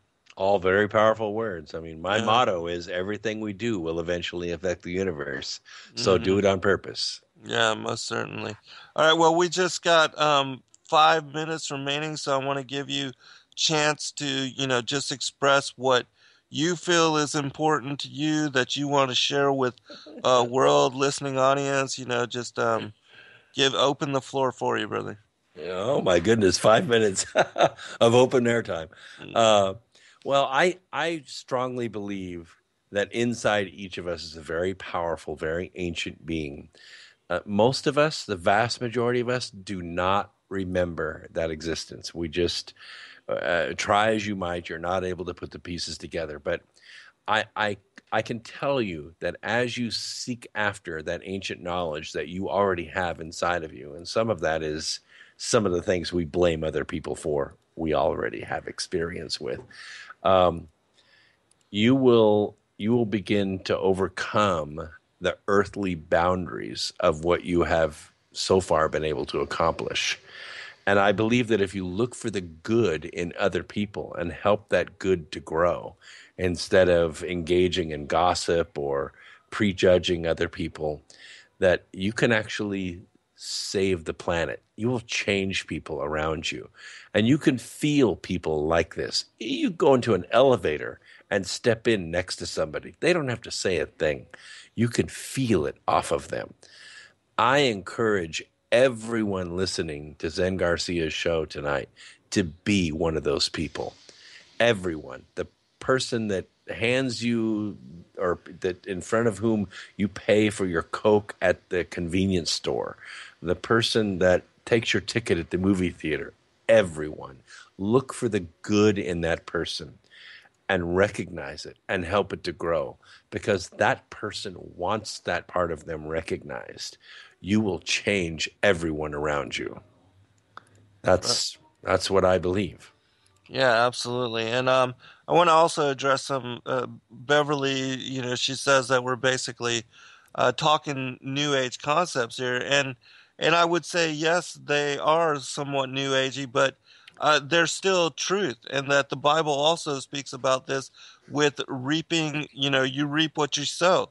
It's the same metaphorical principle, and just because it's been usurped by New Age or but New Age teachings, doesn't mean these kind of things aren't true, and they are also biblical principles because it's truth. That when what you intend, what you put your energy on, is what you basically create. It's like creating a piece of art. That in drawing something, the more you, or a piece of sculpture, the more you use your abilities and skills, and over time and effort you create a piece of art, and you give shape and form to whether it's art or idea. It's Well, the I mean, same kind of thing. these are not uncommon questions. Even the apostles came to Jesus. They'd been with him. They'd walked with him. They'd seen his miracles. And they asked him, Master, what's the greatest commandment? And he responded immediately. He didn't have to think really hard. He said, upon these hang all the laws and all the prophets. Love yourself, and then love your neighbor as yourself. And by doing this, you will be loving God with all your heart, might, and mind. It has to be done in that order. You cannot possibly love God unless you love yourself. Right. If you hate yourself, you cannot love your neighbor. If you listen to those words and realize that that original scripture was written in Greek, which these syllogisms are often written in reverse, those three commandments unlock the secret of humanity for you. Right. And then, also in First John chapter 3, where it says, not as Cain, who was the wicked one, it also talks about how they hate their brothers, and, they have no compassion for the sons of Adam, and that they, war against us from behind the scenes. Final question from the chat room. Charles asks, how much are your trucks? And is it just only the trucks that you're producing, or do you have other? No, it's only the trucks. They run a little over $49,000, and that's without the rebates. They're fully capable of getting all the rebates if you qualify for them. For instance, municipalities don't get the tax rebates. They don't pay taxes. And people that don't earn enough money don't need the tax breaks, so you're not going to get those. But if you're a small business, you'll qualify for all the tax breaks. You can buy this truck heads up and run it cheaper than a Chevy Silverado year after year after year.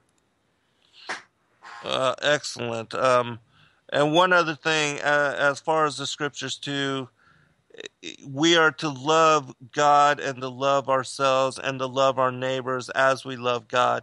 That is the fullness of the law according to Christ. And so that's correct. I just read it in the translated order, to love yourself and then love your neighbor as yourself and then love God. It's the logical order that the commandments were placed in.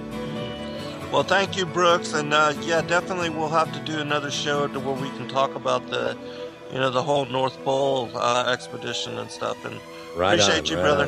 Thank God you. Bless you. God Bye-bye. bless all. Good night. Mm-hmm. And Riker fulfills that prophecy. So they begin to feed him ancient information from the scriptures about what's going to happen to the planet. And that's how we begin to introduce this seed that is generated, as you say in your books, from the enmity that was placed in the Garden of Eden to separate the seed of Lucifer from the seed of Adam. Mm-hmm.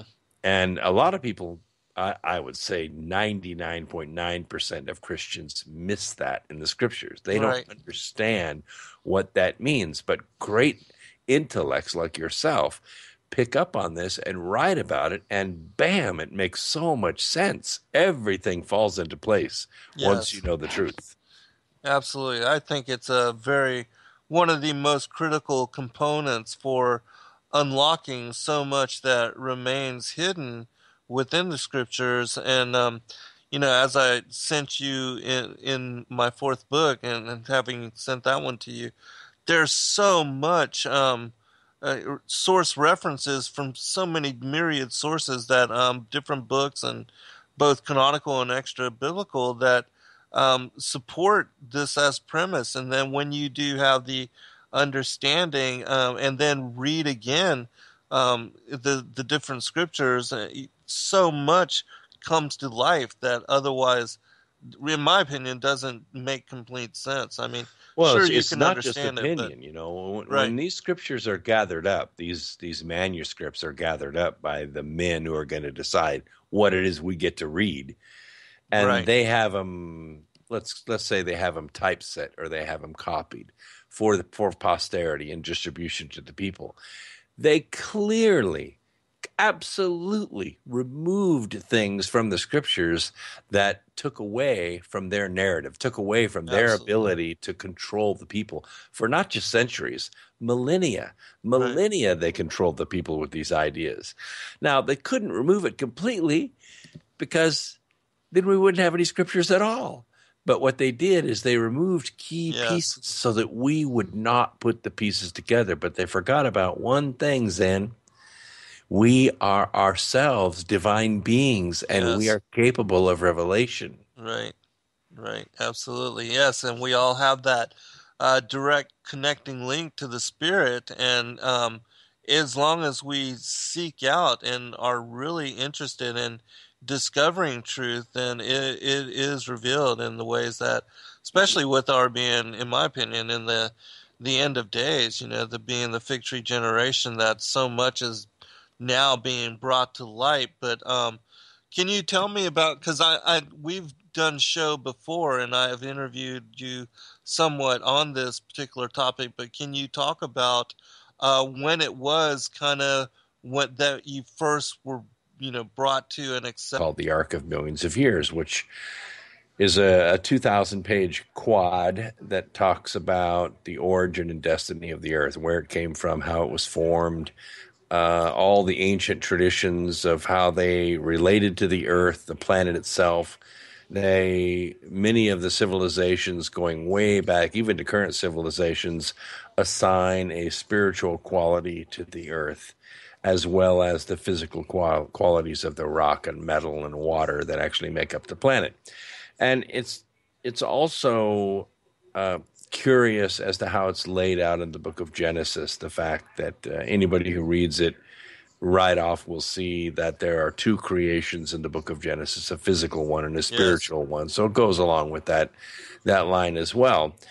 And a producer called me after I was on the program and said, "Hey, I really like the premise of the books and it sounds really exciting, although it's nonfiction. Have you ever thought about writing a screenplay?" And I said, "Well, no, not really. I'm a scientist. I've never written a screenplay before." He said, "You're a smart guy. You can figure it out. Here's the software that you buy." So I bought the software and it came in. I learned how to use it and I sat down and started writing. And 6 months later, I finished the screenplay and I sent it to him.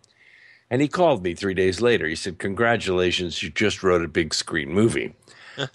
But that's a nice compliment. But everyone who's in the movie industry knows that from the time the screenplay is written to the time that a movie can actually be hitting the screen is about 8 to 10 years. Right. A TV series can be done a lot faster than that. Much of it is digital, maybe 3 to 5 years. But in any case, it was a nice accomplishment. I kind of laid it aside. That was 2011. So fast forward to 2015, and I get this passion that I need to turn the screenplay into a book. So I went back, I read the screenplay again, I got the flavor for the characters that I had created and the fact that I was telling a true story with fictional characters. and I started writing. So the first book came out rather quickly. It was actually published in February of this year. And I went on Coast to Coast again. I talked about the book, and it went up to be an Amazon bestseller right away. Nice. So that was my 8th one, or actually my 7th bestseller. So the story continues, and I wrote the second book. I had planned on finishing it in December of this year, but I actually finished it in June. It just flowed out, almost a chapter a day. It was really unbelievable. By the time I got through editing and got my cover design and got it up, it was June, and that 400-page book is doing really well on Amazon as well. So I have stayed in the chair, and I'm about a quarter of the way through volume 3, the final volume in the trilogy. And what this story does is it takes a dozen characters that the reader really becomes involved with through the story of how planet Earth, is getting ready to come apart, just like it was put together. A spiritual part and a physical part are now coming apart, and the spiritual part is going back to its origin through the rift in the Milky Way galaxy.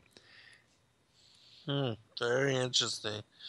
In looking at the different books and the characters and the storyline, it seems to also align with the background story as far as the biblical narrative and the conspiratorial side, and I guess you're unifying the underlying truth of all of these things and presenting and bringing forth this as a trilogy.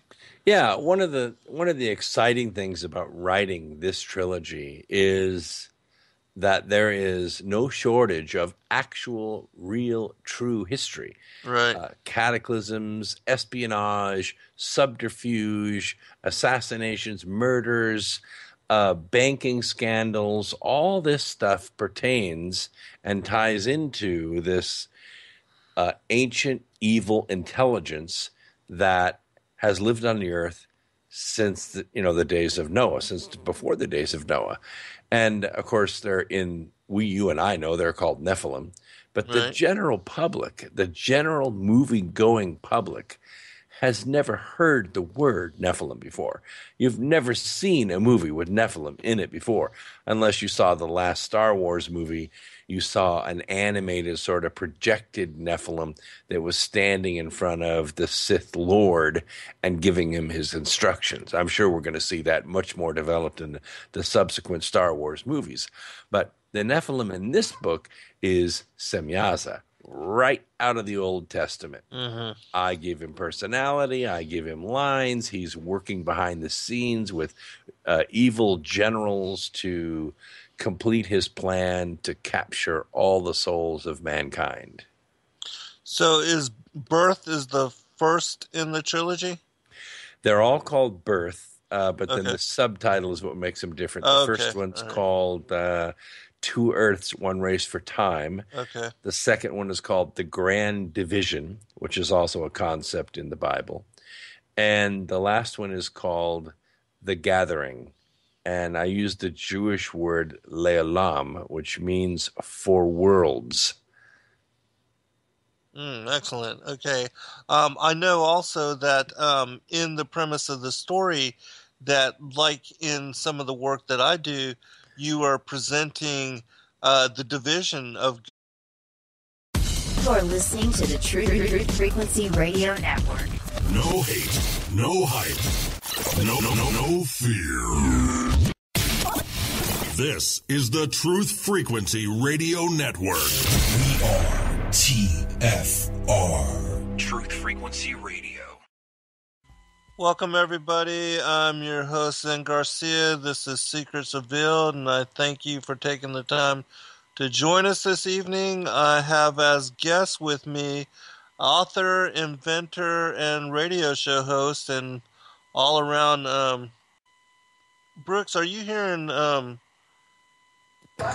I have my Okay, it actually cleared up. I apologize. There was a screeching something, but anyways, I appreciate you taking the time to join us. You're a man of many talents, and so I'm looking forward to discoursing with you over the release of your new series of books, as well as uh, for those that are familiar with all the other hosts, that you also do a show here on TFR, and so if you would kind of speak about your shows, your books, and also the invention of the different inventions that you're involved in. Your EV, is it EV1, the the truck that the it's non-gas. Yeah, I can't remember exactly, but if you'll talk about all these things, and then we can go into some of the details of your projects and your efforts and endeavors. Sure. Where would you like to start? That's enough to cover a whole hour right Oh there. yeah, I'm sure. Well, actually, each portion would probably be enough to cover a different show. But yeah, just give out your where people can go to find your shows. I believe you're on Sundays, right? Is that correct? And Yeah, I'm on Sundays 8 to 11 Eastern, 5 to 8 Pacific. We've been a 3-hour program for about 12 years now, and I've been on Coast to Coast. Coast to Coast, listen to me. I've been on Truth Frequency for almost 2.5 years, so I've really, really enjoyed being home at Truth Frequency Radio Network with you guys. mhm. And my main website is x2radio.com, or the short version is x2-radio.com. Or if you forget that, just, you can put X Squared Radio in Google and it'll come right up. Excellent. And if you would also talk a little bit about your books, your this ongoing series that you're working on, and the premise, the background story of it, and your goals for bringing it out to the public. Sure. I wrote. I was actually on Coast to Coast in early 2011, and I was talking about the series of books that my co-author and I had written. Good and evil as played out between the enmity between these two different bloodlines and seed lines. And so can you talk about, like, do you begin with the war in heaven, how you are developing the story into the what plays out here on the earth? Well, it's an epic format, so it takes place in about the year 2020.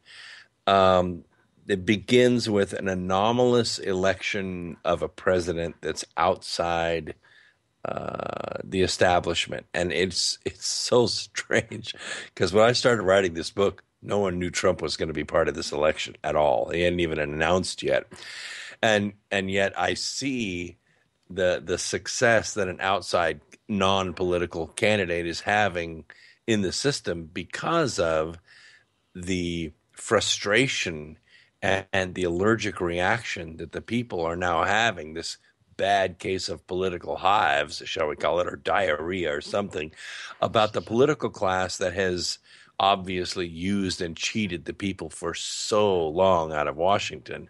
And we've had this deep desire to send somebody to Washington that cannot be corrupted. And it got so bad that literally tens of millions of people just said, screw it, I'm never voting again. This whole system is messed up. Right. But then this one candidate comes along and he opens his mouth and says, hey, I'm going to build a wall across the border. And Oh my goodness. I mean, everybody in the nation kind of went, what? That's what I've been thinking for like 30 years. What do you mean? And so that just awakened everybody. Well, that's what Riker, he's the president in the book. That's what Riker begins to do. He's the candidate that runs his whole candidacy on YouTube.